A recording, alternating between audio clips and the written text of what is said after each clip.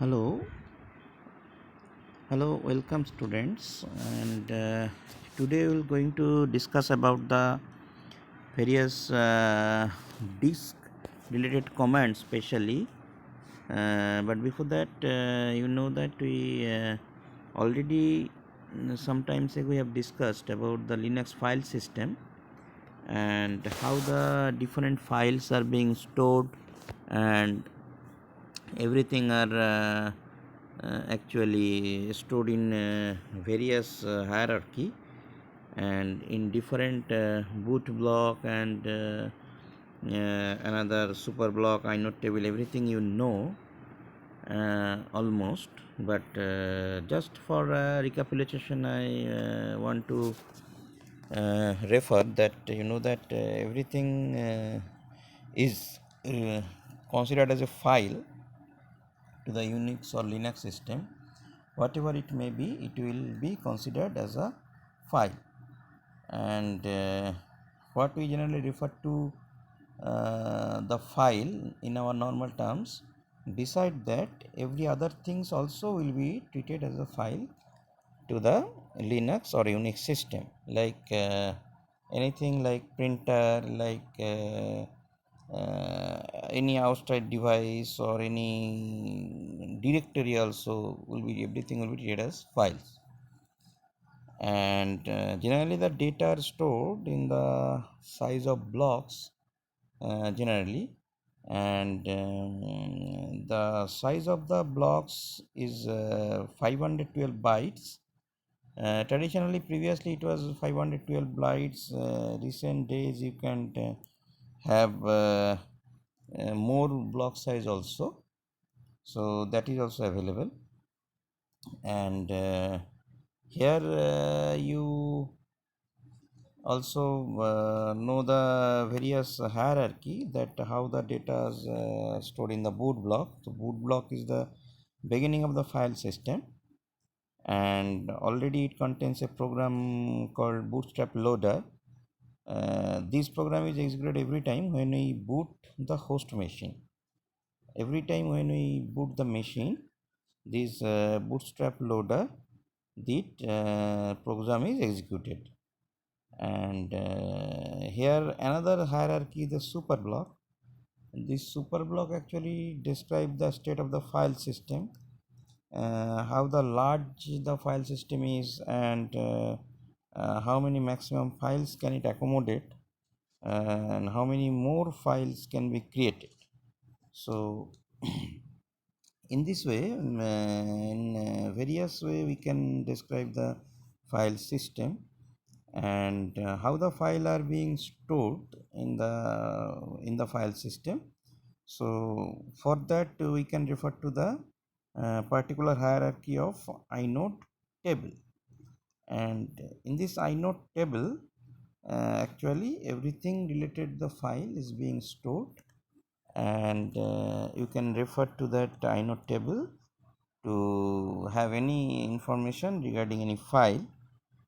And this inode table entries is mainly made up of 64 bytes, and it contains the relevant details for that file. So quickly we have to recapitulate what the details are. The details are the owner of the file, number one; number two, the group to which the owner belongs; and number three, type of file; number four, the file access permissions; and number five, date and time of last access; and next, date and time of last modification; then number of links to the file; then the size of the file; and lastly the address of blocks where the file is physically present. So let us quickly recapitulate it. What are the different information are in the tabular form in the inode table? So there are one by one information again I am repeating what the information are stored in the inode table. First, the owner of the file. This is the first information, the tabular format which is stored, owner of the file. Next, stored group to which the owner belongs. That means owners group. So first, owner of the file. Second, owners group. And third, that is type of file. Which type of file it is, it will be indicated in the third row. Next, file access permission. That means how many types of access are available to the file, that will be specified here. Already you know that what is the access and what is the permission value of a file. We have already discussed previously that read, write, execute, what are the values, what are the different kind of permissions related to the file. Everything you know already. So so that will be indicated here in this row. And next information that will be stored, that is date and time, date and time of last access. That means when the file is being accessed last, that will be specified, that time will be specified here, date and time of last access. And next field that will be contain the date and time of last modification. That means when you have done any type of modification, the file, that will be specified here. And next, the number of links. Next information which will be specified, that is number of links to the file. So that is the another one information. What is the link? Already we have specified before that what is the link of a file.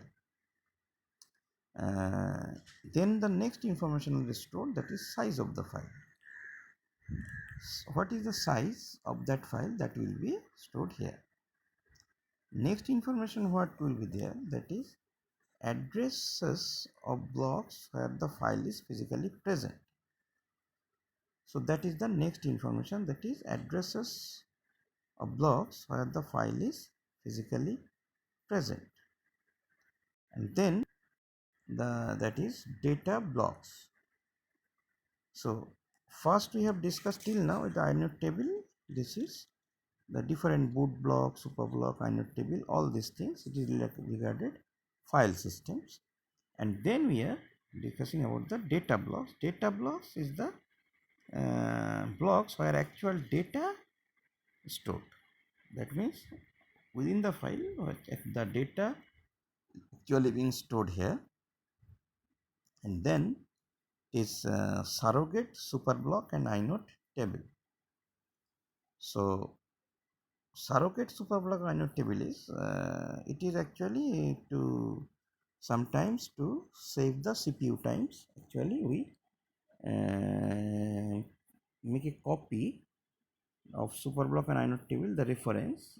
It is just for saving the time from related time to time booting. So just to save the times we use this one. So until this we are doing different discussing the basic introduction of file system, how many types of file are there. Then now let us come to some uh, comment related some topics where we will discuss some disk related comment. Now in the disk related comment, first we will discuss how you can check the disk free space. How you can check the disk free space, that is the command is required for checking the disk free space, that is df command.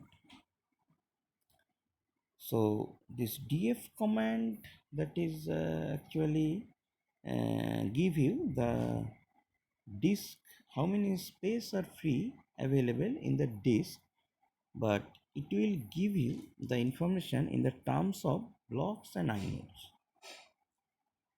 You will have the information, but the information will be in terms of blocks and inodes, sometimes which can be difficult for you to understand that what is blocks and what is inodes, how many space actually available. Sometimes you will be difficult to understand from this output.